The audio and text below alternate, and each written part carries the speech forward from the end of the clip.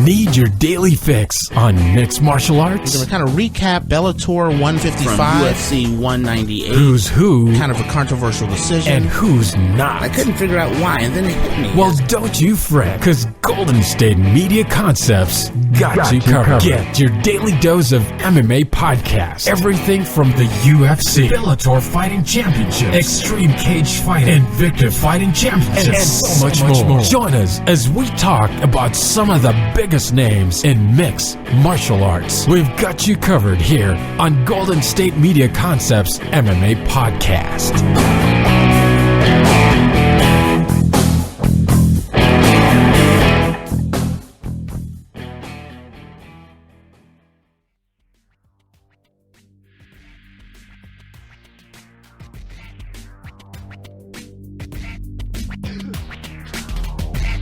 All right, now, thank you for tuning in to the GSMC MMA podcast, brought to you by the GSMC Podcast Network. As usual, I am your host, and today we got quite a bit to cover today.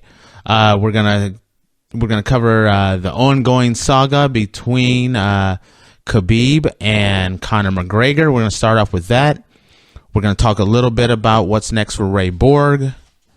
And then we're going to go right into covering this weekend's fights. The UFC Fight Night, Poirer versus Dustin Gaethje, which is going to be this Saturday. And then we're gonna finish up by talking about some of the other things, some of the other news events that's going on in the world of mixed martial arts. There's been some fights that have been announced, and so we're going to talk about those a little bit. But first, we got to talk about the very, very serious situation about the ongoing competition and back and forth between Khabib Nurmagomedov, the new champ, and the feud with Conor McGregor. And this feud has taken an even bigger turn. Khabib makes it back to Russia, Dagestan, and he has a huge welcome. I mean, a hero's welcome as everyone turns out to celebrate Khabib coming back. And the funny thing is, there is a supermarket in Russia that has changed all the labels in the supermarket, that all chicken is now called Conor McGregor, not chicken. So when you go to Russia and you're in Dagestan and you look for, you're going to go get you some chicken to cook, you have to order Conor McGregor because they don't sell chicken any longer. Chicken has been labeled as Conor McGregor. Now that's when you know you have a feud going on, is when you can rename one of the most popular foods in the world after your opponent. I thought that was hilarious, the fact that they had changed the name of chicken to Conor McGregor. It's this fight. I'm so hoping that this fight actually happens. You know, when you look at it, once Conor McGregor's legal issues go, the whole concept of having Khabib versus Conor McGregor in Russia, that would just be a spectacle. And I really think it should happen. I would love to see it happen. Hopefully Conor won't get into too much trouble and won't end up spending a lot of time in jail, or maybe no time in jail. A lot of experts don't think he's going to get time in jail. I look at it a little differently. I think he is. But it looks, but having a Conor McGregor Khabib fight, that would set all kind of MMA records. Speaking of Conor McGregor's crazy last weekend outburst, Ray Borg and Brandon Moreno is going to be fighting The fight has been rescheduled. Ray Borg had to drop out because he ended up getting glass in his eye and could not fight on UFC 223. And so now they have actually rescheduled that. And Ray Borg and Brandon will be fighting April 11th. They will be fighting at, let's see, what is this going to be? They're going to be fighting in UFC Chile on May 19th. So the fight has been rescheduled, so that will happen. Now we're gonna roll right into talking about the main point of this episode, which is we're going to be talking about the big event this weekend, or medium event this weekend. Last weekend was a big event. This is a medium event, but it is going to be action-packed. UFC Fight Night, Poirier versus Justin Gaethje. This is one of those fights that it's going to be free on Fox, and this is a fight that is not going to disappoint. You have Dustin Poirier, who is a traditional type fighter, but he is high pressure, heavy-handed, and can throw a lot of bombs. And you have Justin Gaethje, who is just Mr. Offense. He has a great wrestling pedigree, a lot of wrestling skill, but he never really uses it. Since coming to the UFC, or when he was fighting the World Series, you just never saw him really use his wrestling. He's going to get in your face, he's going to let it swing. And for the longest time, he would always take the approach of, he doesn't care if he gets knocked out. Eventually he will get knocked out, but he wants to find his equal. And his last fight against Eddie Alvarez, that was a war. It was a violent war. It ended with Eddie Alvarez catching Justin Gaethje, and actually, as Justin Gaethje predicted, he ended up getting knocked out, but he delivered, and that fight could have went either way. As a matter of fact, some people had Justin Gaethje ahead going down the stretch. Some people had Eddie Alvarez. It was just too close to call. But you have two guys that are very heavy-handed, have a lot of skill, and are not afraid to mix it up. This is the kind of card that I highly recommend. If you're just a casual MMA fan, this is the kind of fight you go to, or you watch, and you will not be disappointed. I would be shocked if I was going to give an over-under.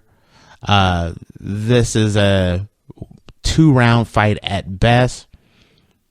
When I look at this and I say, who am I taking in this fight? When I start looking at the possibilities of who's going to win, I think early on you're going to look at it's going to be a lot of pressure from Justin Gaethje, constantly putting Dustin Poirier in uncomfortable situations.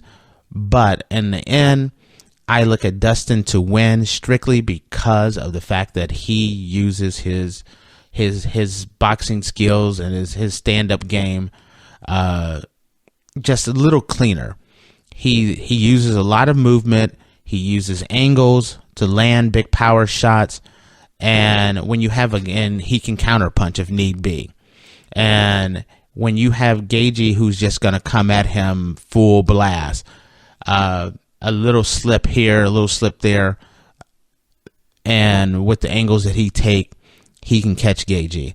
I have it. My prediction right now is a second round stoppage, Dustin Poirier. But it could actually go the other way as well. Now, when we come back, we're going to take a quick break. But when we come back, we're going to talk about the rest of the card and what my predictions are for them, and just give you kind of a quick little breakdown. And then we're going to cover some more of MMA news. Stay tuned, and we'll be right back. Check out the show built around the women of MMA. From the UFC to the extreme cage fighting, we got the fights covered. Listen. It's the Golden State Media Concepts Women's MMA Podcast. The latest news of upcoming fights, discussions of previous matches. Join us as we talk to and about the biggest names in women's mixed martial arts, past, present, and future. When it's the women's fight game, you know where to listen to. The Golden State Media Concepts Women's MMA Podcast.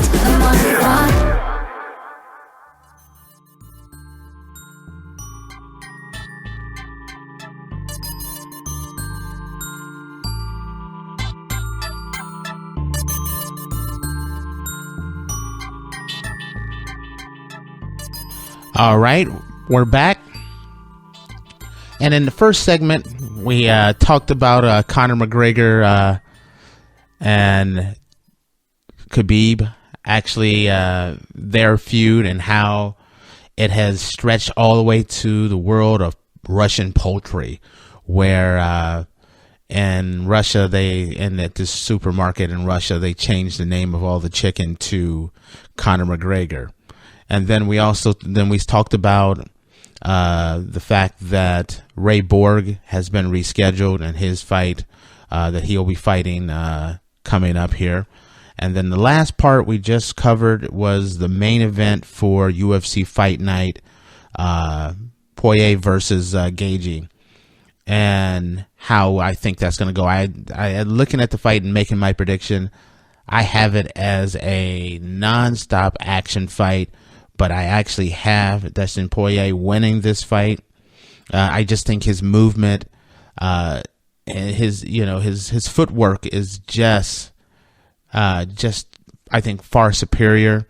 I think he can fire at angles, and I think he will get Justin Gaethje because Gaethje's going to come crashing in.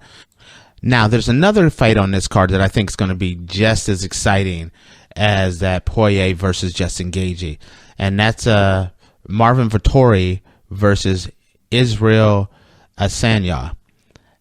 Hard to say Asanya's last name, but Adesanya is a really, really great kickboxer, action-packed. He fires a lot of shots, a lot of movement. This is I think it's his second fight in the UFC, and he is not disappointing so far. He is a spectacular fighter, action-packed, and Marvin is that guy that is the traditional guy that's going to try to stay with, make it so that either he's out of range or he's right on his chest. And so it's going to be an interesting fight how these two work out. If Marvin can make this an ugly fight, push him up against the cage, make it a dirty boxing, wrestling type fight, then he has a really good shot. If not, Israel's skills are they're just vicious. Amazing kicks, great hands. He is something to watch here. When I look at this fight, I'm actually going to take Israel to win. I got him winning a unanimous decision. It's going to be an action-packed fight. If I was going to say a stoppage, it would be maybe in the third a stoppage, but this one is definitely a fight that's worth looking at here. And then we get to one of my favorite fighters to watch, the natural born killer, Carlos Condit versus Cowboy Alex Oliveira. And this fight here, Carlos Condit, what can you say about Carlos Condit? Carlos Condit is just one of the best fighters, one of the hardest working guys in the ring. Every time he steps in the ring, he is going to put on a show, and he's just one of the hardest outs you're going to find. It's interesting to see. You want to see where he's at. He's been on a bit of a skid, but want to see how he does. And then Cowboy always brings it as well. You got two guys that are going to bring it. There's going to be a lot of action. that fight, I look at it, and I'm actually going to take Carlos Condit to get back on track here. So I got Carlos Condit winning with a unanimous decision over Cowboy. And then when I go through and I say what other fights on this card that I'm definitely interested in, it's looking at the karate hottie Michelle Waterson versus Cortney Casey. That is a women's strawweight bout, a fight that is definitely going to be interesting. Michelle Waterson coming off of a devastating loss. Now she's going to be coming back. Michelle Waterson, these two can actually, with the way things have gone, they're both of these guys are kind of out of the title picture, as I couldn't get that out properly. They're both out of the title picture right now, but with a big win, it can help them move up the ladder. Michelle Waterson is going to use her kicks, her punches, use angles. Cortney Casey is the bigger fighter, the stronger fighter. She's going to use her size and strength to apply a lot of pressure to Michelle Waterson. When I look at this and I say, who am I going to take the win in this fight here? I'm actually gonna Michelle is the favorite, but I'm actually gonna take Cortney Casey. I think Cortney Casey, with her size, her tenacity, she's gonna put a lot of pressure on Michelle, and she's just the much stronger and bigger fighter. And so because of that, I'm actually going to take her to win. So that's for the first, I just wanted to cover a few fights in this event here, but for this event, that's who I'm taking. So I have Dustin Poirier winning. I have Israel Adesanya winning. I got Carlos Condit winning, and then I got Cortney Casey winning. Now, the next thing we're going to cover is there has been a few announcements going on as far as, a matter of fact, one announcement just got made today. Holly Holm will be fighting at UFC 225, and she will be fighting Megan Anderson. Now, a lot of you may not know who Megan Anderson is, but Megan Anderson, in my opinion, is the biggest threat to Cyborg's featherweight title. She's the one that I've been waiting to see Cyborg fight Megan Anderson since they created this title. Instead of having a bunch of bantamweights go up and fight at featherweight to fight Cyborg, Megan Anderson is actually an actual featherweight fighter. She's actually as big, if not bigger, than Cyborg. She's a big, strong woman. And I've been waiting on that fight.